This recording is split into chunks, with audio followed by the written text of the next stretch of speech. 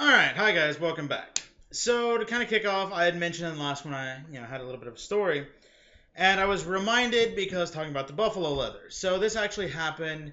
I'm recording this Friday, this would have been Wednesday. So, it's fall, which means it's time for my wife. She wants to go buy another leather jacket and another pair of boots. When I say another in the singular sense, I mean like five of each, which is totally fine. So, I take her shopping like she wants to go.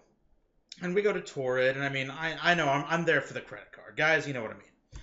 So she's trying on a pair of boots, and this leads to my what my new profession is going to be.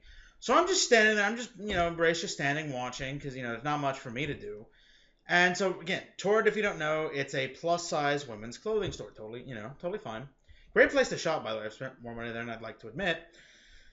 Well, these two ladies, start walking by to go check out. So as they get really close, I take a step back and I say, "Pardon me," and this woman turns as I do it, looks, and just yells, "Holy crap!" and just jumps back.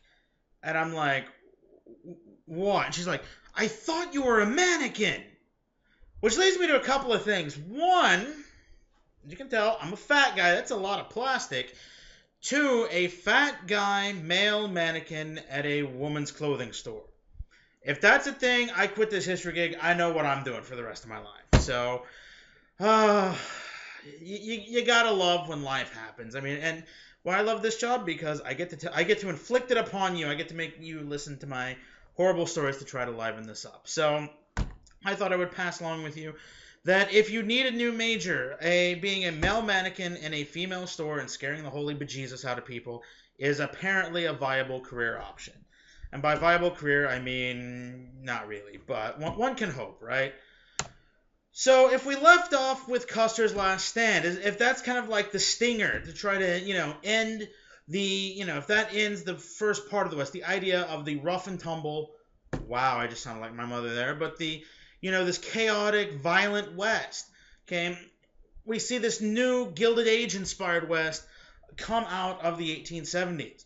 We're going to see the fact that, people like the idea that the West does seem like an untamed, land of adventure, that there's riches, that there's stuff here to do.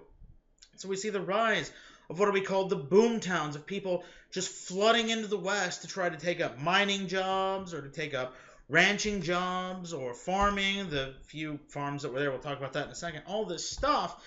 And what we're going to see is these communities just spring up overnight. And they're called boom towns for two reasons. One, because one minute there's nothing, next minute, boom, there's a huge town. Things like San Francisco in 20 years, 300,000 people. If we look at Boston, it takes 200 years to get that. But they're called boom also from boom to bust, if you will, because, okay, it centers around mining, but as soon as the vein dries up, the town just evaporates. Or like the Transcontinental Railroad. I think it's the founding of Cheyenne by the Union Pacific. There'll be a thing of, okay, well, we're going to stop in Cheyenne tonight. Well, where the hell's Cheyenne? Cheyenne's wherever we put it. They create a town for the railroad, and then as the railroad picks up and starts moving, the town just evaporates. And so what we see is because people see this, they know what's going on, and they keep flooding in to the West. And what we're going to see is that the West in the United States, it's not just what's that way, but it's a way of life. It's a dream. It's an idea. Again, go west, young man, and seek your fortune. Or think about this. Imagine somebody in Western style dress. Well, cowboy hat, boots, chaps, stuff like that. How many of those people are actually vaqueros? How many of those guys are actually out breaking horses or doing cattle drives or anything like that? Very, very few. But it's the mindset. Or the Western as a movie. Things like, any John Wayne Western movie. Or one of my new favorite movies, A Million Ways to Die in the West. Stuff like that. The West is an idea. If I were, say to you, the West, you automatically conjure up this idea despite, how many untruths or, that it's not what it was, whatever, things of that nature. Now, part of really what drives us off is the rise of mining, in the sense that, remember, 1849, you've got the gold rush in California. And, remember what we had talked about, that the money was not to be made actually doing the mining, but it's to be made selling people the stuff. Sell them the shovels, sell them the food. That's where the money was. Well, as more and more mines pop up, remember the rise of railroads, the rise of big business, the rise of the millionaire and the billionaire. We start to see these big industrial corporations drive out the little guy. It's big business crapping all over the little guy, basically. Most of these mines are going to be owned by people in the East. They're going to be owned by people in Europe. A lot of these people never even set foot in the West. I mean, these mines are going to be massive, like this, the Comstock lode. And I mean, the Comstock lode, it's a huge silver mine, and as one of my students pointed out, I guess it's getting deep around here. Oh, I already forgot his bad jokes. I told him I was going to steal them, and I forgot them. But what we're going to see is, I mean, if you look, this isn't what one or two people could do. I mean, this is a boom town. This takes a lot of money to fabricate. I mean, it is really, really, really deep. You can see why they need canaries, because I doubt there's much air, down here in Mordor. I mean, there's just not a lot of stuff. But there's a ton of silver. And in a 20-year period, $306 million worth of silver are going to be, produced. That is, 306 million is about 4 times what the government loans the railroads in a similar period. Okay, $10 gets you 160 acres of land. This is $306 million. And this is just one mine. In fact, this particular mine is so profitable. One shareholder, Thomas McKay, I've been trying to remember his name all semester, and it just pops in for you guys. Consider yourselves lucky. Don't do drugs, kid. I don't know, that's just what that reminded me of. But Thomas McKay made so much money off of this mine. The guy was literally more wealthy than the Tsar of Russia at this time, which 1870s should be Nicholas the First, I believe. I'm actually gonna hang on. I'm gonna cheat. It has been a long time since I have Tsar Russia Nicholas the First. Not Nicholas the First. Oh, I'm an idiot. Alexander the Third. Hey, I remembered without, the phone just told me I was a dumbass. It didn't tell me what the answer was. So Nicholas the First, I just did it. Alexander the Third. A czar, somebody you don't care about. Welcome to Drunk History. We're drunk on water. You hope it's water. You can't see that it's not water, but haha. Actually, it is. I'm too cheap. It's only 4 p.m. I'm not that much of a drunkard. I'm just saying. Alcohol and historians go together, but not that bad.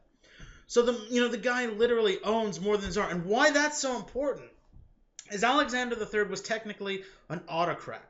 They're not that far removed from the freeing of the serfs. The guy literally owns the whole country. The guy literally owns everything in the country. There's not really that much private property. And Thomas McKay was wealthier than him. Mining is stupidly profitable, and it happens all across the United States. But when we talk about bonanza, bonanza tends to mean something that starts off slow, rapidly expands, and then dies out. And we see that with mining. By 1890s, a lot of the easy stuff has been mined out. And so now it's a process of, we're going to keep those mines, but they're not going to rake in the profits as quickly as they had before. The easy stuff is just quickly mined out. But we need jobs, okay? And we see that the 1870s, 1880s is still the period of they took our gerbs, in the sense that, remember the Chinese, the foreign miners tax, well, they do that because by the 1860s, 1/3 of all miners in the West were Chinese. And white people want those jobs. So we're going to see, riots. We're going to see racial strife, racial violence. The first race riots are actually between whites and Chinese, not whites and blacks. And it culminates into institutionalized racism. In 1882, the United States, with the Chinese Exclusion Act, forbids Chinese laborers from immigrating to the United States for at least 10 years. This creates our unfortunate racist aspect with anything Asian, which will be culminated, we're going to see that expand to the Gentleman's Agreement with Japan, where we get Japan to politely say, yes, we won't let our people emigrate to the United States.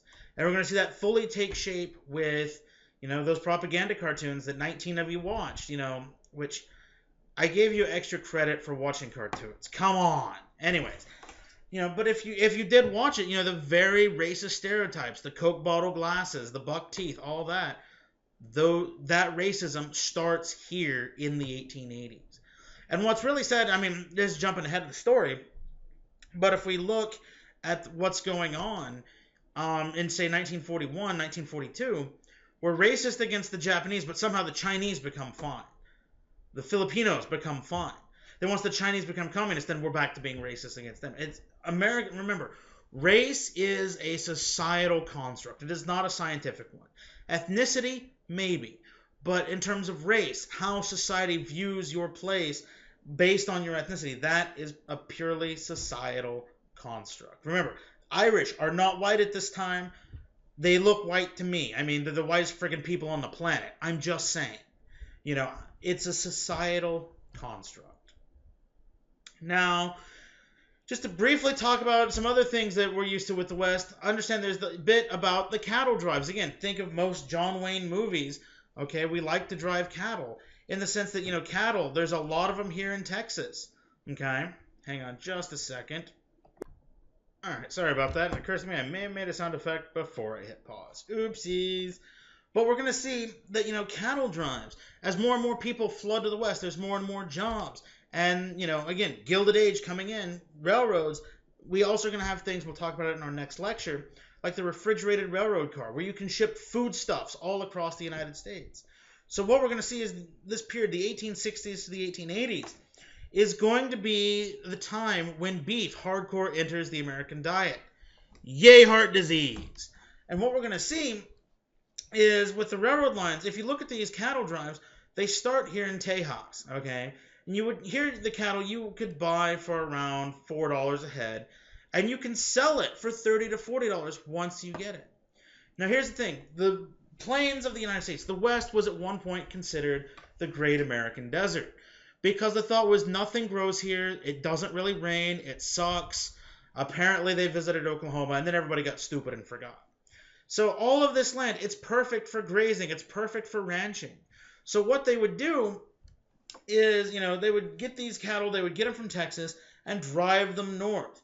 This land, it's vast, it's unfenced. You can just have cows munching whatever they happen to find, the very short grass, stuff like that. And again, what we're going to see, because of the expansion of the railroads, because things like the refrigerated rail cars, you can drive them to railheads up here in Nebraska or all the way to Chicago, Illinois. Then the beef can be slaughtered and shipped all across the United States.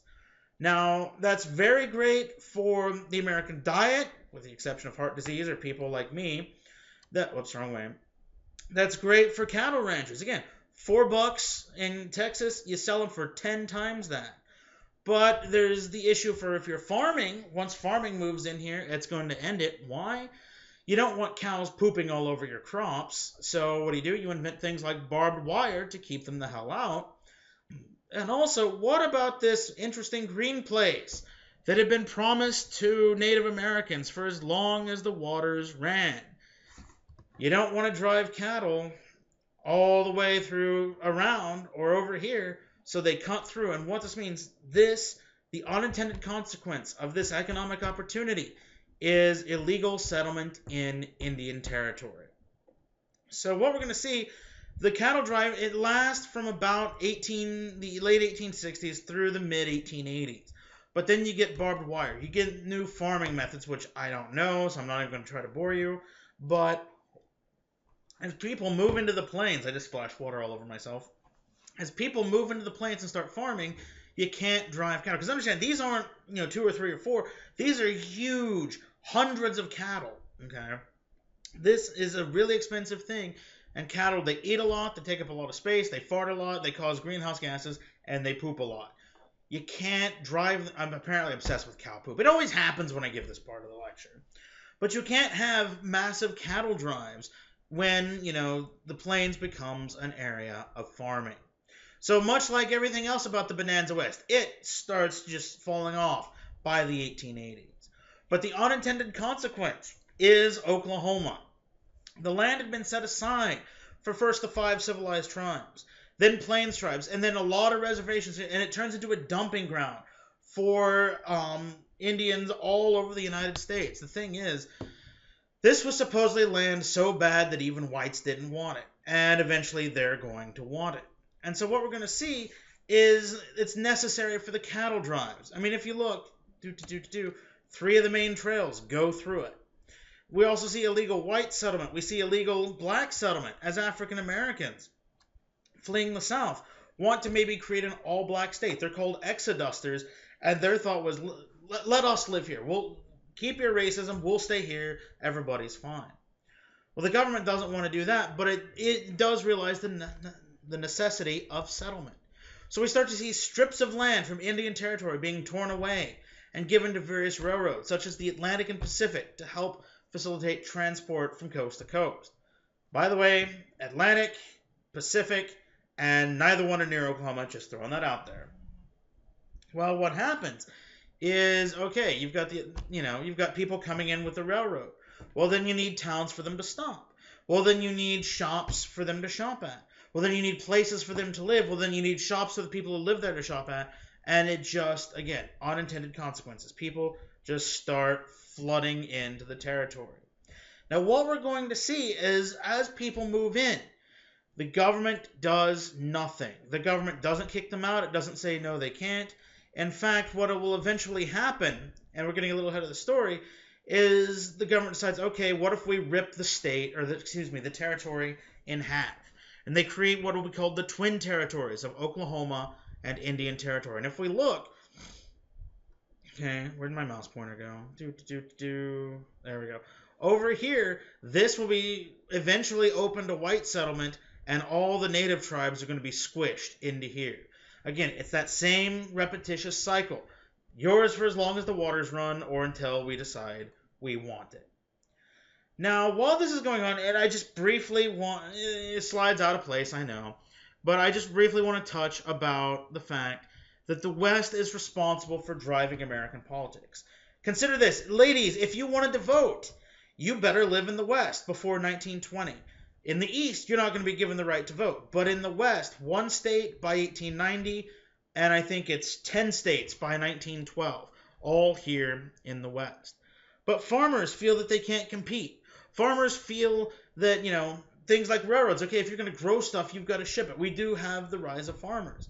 But the fact is, railroads favor big business. They might charge cattlemen this many, okay, say it's $1 per ton, all right? Or no, let's say it's $10 a ton. Well, a farmer is going to ship, say, 40 ton, or not a farm, a cattle driver, a ranch is going to ship, say, 50 tons of moo-moos, all right? Well, they might say, well, we want your business in bulk. We're going to charge you 25 cents a ton. Or no, 50 cents a ton. Well, what about guys like John D. Rockefeller who want to ship 200 tons of oil? We're going to charge you 25 cents a ton. But what about the farmer who literally has 5 tons to ship? No, you've got to pay your full $1 per ton. It's the rise of what's called the railroad rebates. So farmers are being squeezed. Farmers historically have always been poor because, it's all related on what can you farm, how much can you farm, can you sell it, things like that. So eventually, we're going to get guys like the patrons of husbandry. They want to end that rebate system. They also want to get off the gold standard. I think I've done this before, but I'm going to bore you to death because I'm sure you forgot. Pull out a dollar bill if you actually have cash. What backs it? Technically, the full faith and credit of the United States government. It's basically toilet paper, except that the government has said that particular piece of toilet paper is worth $1. But it's not worth $1 of gold, it's not worth $1 of silver, it's simply worth $1, and whatever the economics happens to determine $1 is actually worth. Now, with the gold standard, okay, you could take a greenback. You could take $1 and exchange it for $1 worth of gold. Well, the thing is, you're getting $306 million worth of silver out of stuff like the Comstock Lode. So why don't we take that money, or take that silver and have a bimetallic system, bimetallism. Coin, silver, this is where we're going to get things like nickels, quarters, stuff like that. Why that's important is it pumps more money into the money supply, which triggers inflation, so money doesn't have as much purchasing power, which is normally bad. But now if, you have to be paid to keep up with inflation, it's why we want to raise the minimum wage. So if you have to be paid $20 instead of $10, say, but you owe a $10 debt, the value of your debt technically shrinks. It's good for farmers. So the patrons of husbandry are eventually going to create the Farmers Alliance, which will eventually create, once we get to the Gilded Age, the Populist Party, one of a new generation of third parties that's nationally successful, and it's the first one since the Civil War not dealing with slavery. So while that's all going on in the West, now we're going to jump to the 1880s. Now we're rapidly approaching the ending of the West not as a space, but as a time and an idea. People want more and more land in Oklahoma. So again, they split it into the Twin Territories. And in 1889, Congress forces concessions from the Creek and Seminole. They're squished down into the new Indian Territory. And then, April the 22nd, 1889, we get the Oklahoma Land Run. And with the land run, the idea was, okay, have everybody line up at the edge of the territory, and at noon, somebody fires a gun, causes a boom, you see where I'm going with this, hopefully, and everybody would move forward. And the Army went in on trains to make sure that it was all done legit and stuff like that. Now, in something that will be no surprise to students enrolled at Oklahoma State University, OU is a pack of cheaters, specifically their mascot, specifically the idea of Boomer Sooner. The group's divided into two. Boomers, those who go on the pistol shot, but also Sooners, people that snuck across the night before, got deep into the territory, and already picked out some of the best homesteaders. So remember, come homecoming, which is next week, OU is nothing but a bunch of cheaters. Again, nothing we didn't already know. Now, what we're going to see, this is colossal in the sense that people, lots and lots and lots of people want land. We're going to see overnight 12,000 homesteads in one day. 1.92 million acres of land will be settled. I remember when I was a kid, like 5 years old, on land run day, the teachers would have us get in like Red Ryder wagons, dress up as cowboys, then run into the playground and go stake our claim. Apparently nobody considered about Native American displacement, but whatever. Now we're going to see, this is colossal. How many people? 12,000 homesteads? That's several people per homestead. Consider this, Oklahoma City, which is not even the capital. Guthrie is the first capital of Oklahoma. 10,000 people on its first night. It's the quintessential boom town. It doesn't exist, and then boom, 10,000 people right off the bat. And so we see that now with the settlement of Oklahoma in 1889, what is to be done about the Native Americans? Because now Indian Territory is a sham of itself. We still have all the various problems of the Indian Wars, and the question continues to linger. Which unfortunately brings us to, and this is a couple of things which, go watch something happy after this, but it's going to bring us to the rise of what I call Indian assimilationism. That's probably not a word, but it is now. The idea of wanting to assimilate the Native American. The idea was, and understand, this is horrible, it's inhumane, but my father once told me as a child, the road to hell was paved with good intentions. That could easily describe assimilationism. The idea is people said, well, reservations aren't working. Indian wars are inhumane, so why don't we try to forcibly assimilate Native Americans into American culture? And we see this done in Canada early on. That's where this comes. It's a guy named Thomas More. We see it in the United States in 1879, and this is a start, and this happens all over. But we see the rise of the Indian school. And in 1879, 50 Native children are taken forcibly from their parents to the Indian school at Carlisle, Pennsylvania. And there, the attempt is to make them white people. Some common themes that would happen. Their hair would be cut short. They would be dressed not unlike a military academy. They would be forced to adopt Christian names and forced to speak English. If they tried to hold on to any of their tribal identity, they would be forcibly beaten. This is blatantly child abuse. And unfortunately, if you go look at any of the memorials at any of the schools, you'll see out back, you're going to see cemeteries in the back of each one of these schools.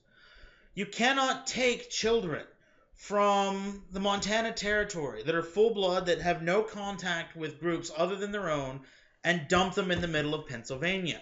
They're not resistant to disease, and many of these kids die. And this was considered acceptable. The thought was kill the Indian, save the man. That somehow you could kill off the native aspects of these people and then take the rump stuff of what was left and create a new man in the image of a white person, although the racist aspects would, of course, still apply.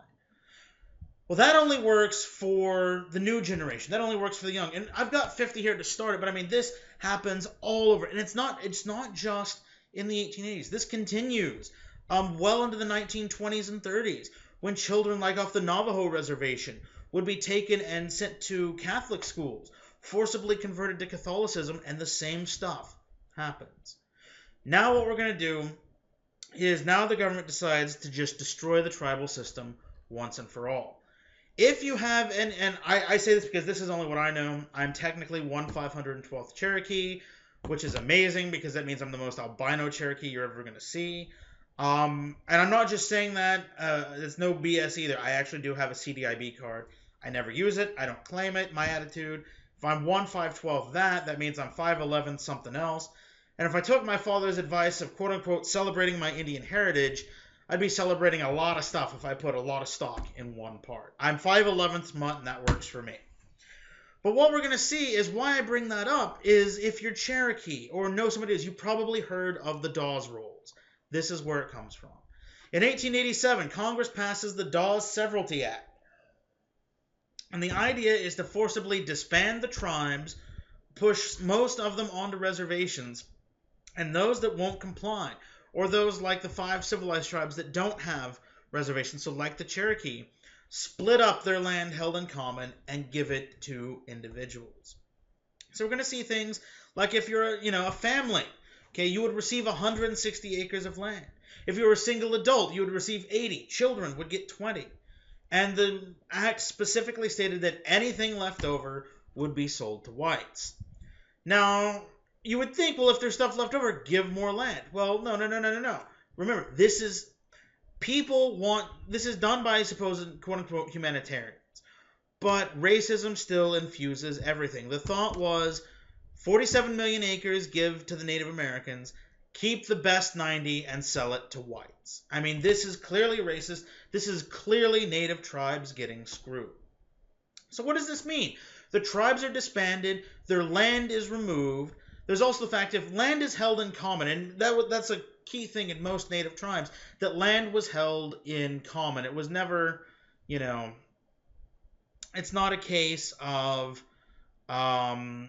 you own, this person owned this plot, this person owned this plot. It was all used in common by the tribe. These people have no concept of ownership, so many sell off their land and get swindled by whites. In the case of children, rather than have an Indian person protect them, they would be assigned white guardians, and the contracts and stuff specifically would state, if the child dies before maturity, the land passes to whites. Hundreds of Indian children from various tribes are going to be murdered as these agents try to collect that land for themselves. This is absolutely horrible. And there's also the thing, if you've ever, aside from the fact it's a common thing that everybody has the Cherokee princess for a grandmother, which there's no such thing as a Cherokee princess, at least not. Bear in mind, I'm not a native historian, but I do know I am fairly well versed up until the 1820s and 30s, and before the Treaty of New Eshota. And no, there's no such thing. But if you hear people say, well, it's been passed down that I'm Indian, but I can't prove it. One of the things is how, and in this case I'm speaking from what I know, the Cherokees prove it, is do you have an ancestor who signed the Dawes Roll? What they would do is you would sign the roll, you would be given the land, and then you would parcel that out.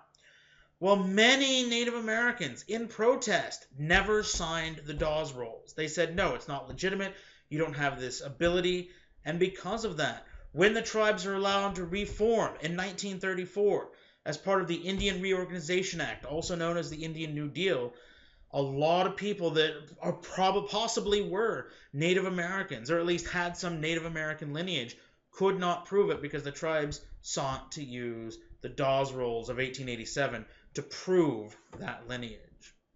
Now, if that's bad, unfortunately, it gets worse. And how it gets worse is the massacre at Wounded Knee. Place yourself in the role of any Native American person. You've lost your land, you've lost your food stuff. I'm going to shift my camera so you can see stuff. Many of your friends and family have been murdered. Now your tribe is more or less told it can't exist unless it's on certain reservations. And if you're on those reservations, like the Navajo, or in this case the Pine Ridge, you've got drought, so you can't grow stuff. The United States is not providing the food it said. By now, the annuities have just stopped coming. You've got mass starvation. And then there's a religious movement, and it pops up in the form of the ghost dance. And it's led by a Paiute Indian named Wovoka. And what it said is, Wovoka said that, look, if you do this dance, if you do this particular ritual, okay, it's a religious ceremony, basically. If you do this, then the white man will disappear. The buffalo will once again return, and deceased ancestors will once again return to the land of the living. Basically, it's a hard reset, status quo antebellum. It's not calling for uprisings. It's not calling for violence. It's simply a religious movement. But that's not how the United States sees it. The United States saw this as he's basically calling for a race war. Do this, organize, get together, and go kill all the white people. That's not what was being said, but that's how the government, unfortunately, took it. So what we're going to see is large groups of Indians, all in various reservations, were ordered disbanded and disarmed. And on December 29, 1890, at the Pine Ridge Reservation at Wounded Knee, we see a large group that's armed. And so what we see is the 7th Cavalry. I should have mentioned the 7th Cavalry was the same unit of guys, led by none other than George Armstrong Custer. Going all the way back. Wait one. Cattle drives, Chinese exclusion, mining, bonanza. This is the 7th Cavalry. This is 1876. 14 years later, the guys who had survived, who were still in the army, and the new ones who had grown up hearing the stories, they are sent to Pine Ridge Reservation. They're sent to Wounded Knee to disarm these guys. And it's going to be a bloodbath. As the most commonly accepted version of the story is there was a deaf old Native American, a deaf old Sioux, and he's got his rifle, and a cavalry trooper comes up to him, forcibly grabs it, and yanks back. Well, this guy is deaf. He can't hear the commands. He doesn't know what's going on, so he does what anybody does. He tries to pull his gun back, and the two get into a tussle. The weapon discharges, and members of the 7th Cavalry open fire onto mostly unarmed, demonstrating Native American men, women, children. If you look on Facebook, you see the school shooting meme going, this is not a school shooting. Okay, these people were not at school. They were in their homes, yes. They were there, and it's bad, yes. But it's not a school. I mean, this is not the same as Newtown. And I mean, I'm a gun owner. I don't like the fact that, people like me who I follow the law get demonized. But understand, if you're going to share the Facebook meme, do a little research. This is not a school shooting. These are civilians living on the reservation that were in a large group that were fired upon. And yes, it was bad. How bad was it? These guys had modern rifles. They had artillery. They had Gatling guns, bulky machine guns. And they fired into these guys. Roughly 200 were killed. And it was so cold, their bodies froze to the ground. It took until the spring of 1891 for the army to be able to cut through and dig these guys out. This is absolutely horrible. And what makes it worse is 25 cavalry members were killed. And I'm not saying that's what makes it worse. Hang on. Most of them are killed by friendly fire. They're so stupid, they shoot themselves. What makes it worse is because those 25, it looked like a battle, a normal battle. So 20 medals of honor were awarded in this engagement. 20 Congressional Medals of Honor, the highest medal for bravery that an American soldier can receive. 20 of them were given to, and I'm searching something, so give me just a second. I can't do I shouldn't do this, but since it's a bit more informal this way. Let's see, most medals of honor. This is the highest.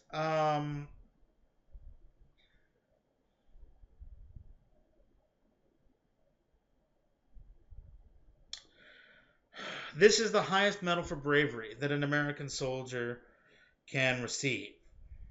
Okay, and why I pulled this up is 20 medals of honor for this engagement. Now, why I pulled this up and why I'm looking here and it is because, to put this in perspective, this is 7 fewer medals of honor than were awarded for the Battle of Iwo Jima. That holds the record for the most Medal of Honor for one battle. 27 for the Battle of Iwo Jima.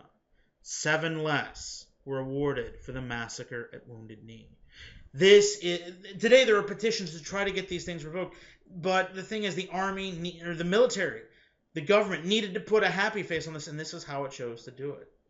And why this is important is, one, it shows just how bad Native American relations and government relations were. But this also is the last final deadly, if you will, gasp of the traditional Old West. The Indian Wars all but cease after this. I mean, after this, Native Americans are scared to do anything, so they more or less just accept what the government says. The frontier is going to close this same year, and I mean, this is just a violent end to, what this man, Frederick Jackson Turner, is going to say was a period that actively defined who the United States was, what the United States was, and what made us different as a nation. So understand, Wounded Knee, it's an absolutely horrible thing, and it needs to be remembered because I believe, America is somewhat exceptional. But along with that, I believe, and it's not believe, it's a matter of fact, our government has done some pretty hideous and despicable things, and Wounded Knee ranks up there, both in what happened, but also how the government reacted to it.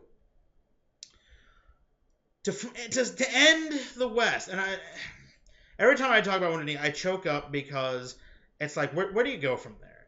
How I don't want to put happy faces on stuff, but where do you go from there? And where you go is the fact that the West, as a particular time and place in American history, comes to an end with it. Frederick Jackson Turner was a young historian, and he wrote a paper that he gave at the 1893 Chicago World's Fair. And he came up with what he called the frontier thesis, what made the West, specifically the frontier, unique. The 1890 census, its reports in 1891 showed that the frontier had closed.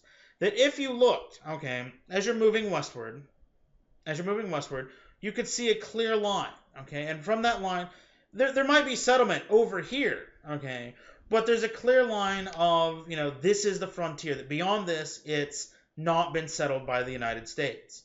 By 1890, that's closed. There's still land available, there's still land to be had, but there's no longer a contiguous line. And that comes at the same time as Wounded Knee.